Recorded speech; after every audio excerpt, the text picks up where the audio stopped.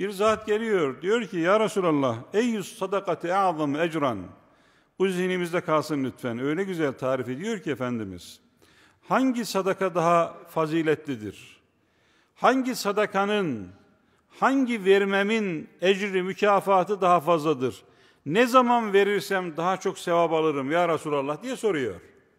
Hangi sadaka ecir ve mükafatı bol olan sadakadır ya Resulallah diye sorunca Efendimiz bir tarif yapıyor. Buyuruyor ki en tesaddaka ve ente sahihun şahihun.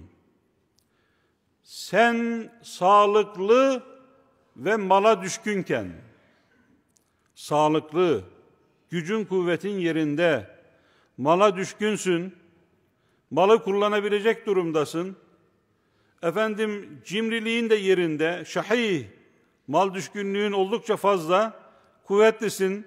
Başka, takşel fakra ve te'mulul gina. Fakirlikten endişe ediyorsun, zengin olmayı da umuyorsun.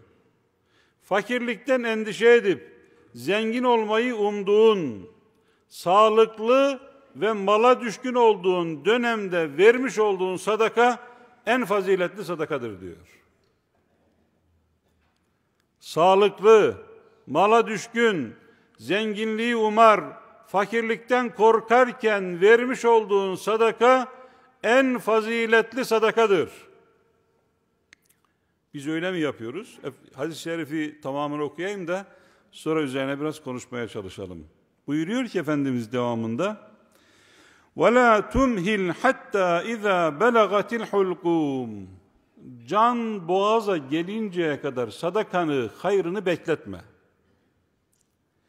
Can boğaza gelinceye kadar, yani elden ayaktan kesilip de hasta olup yatağa düşünceye kadar, ellerin tutmayıp, dizlerin titreyip ayakta duramayacak kadar sadaka vermeyi, hayır yapmayı, iyilik yapmayı ihmal etme. Öyle olur ki gulte li fulanin keza ve li fulanin keza ve kad kâne li fulanin. Yatağa düşersin, elden ayaktan kesilirsin.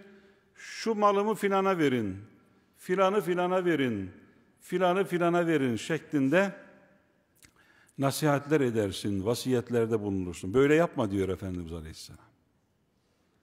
Böyle yapma. Vasiyetin mirasçıların tarafından yerine getirilme mecburiyeti yoktur. Hocam nasıl bir cümleydi bu? Bir daha söyleyeyim mi? Vasiyetin İslam hukukuna göre mirasçılar tarafından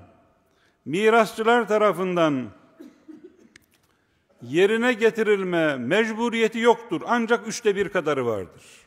90 bin lira miras bırakarak vefat etse bir insan, ben öldükten sonra bu 90 milyonun tamamını fakir fukaraya harcayın, bağışlayın diye nasihat etse, vasiyet etse, mirasçılar bunun tamamını, 90 milyonun tamamını bağışlamak zorunda mıdırlar? Hayır. 30 milyonlu kadar bağışlarlar. Onun dışındakiler kendi bilecekleri iştir. İster bağışlarlar, ister bağışlamazlar.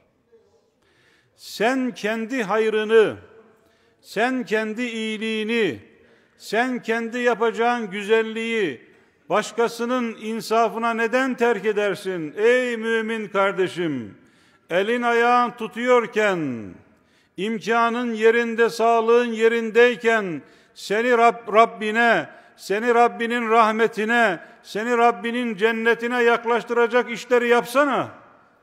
Niye başkasından senin için yapmasını bekleyeceksin?